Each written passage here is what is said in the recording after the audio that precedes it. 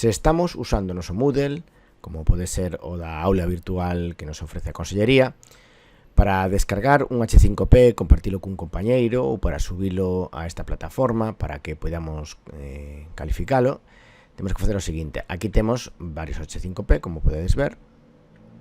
Xa están aquí subidos para que neste caso vos podades velos. Entón doulle a editar axustes,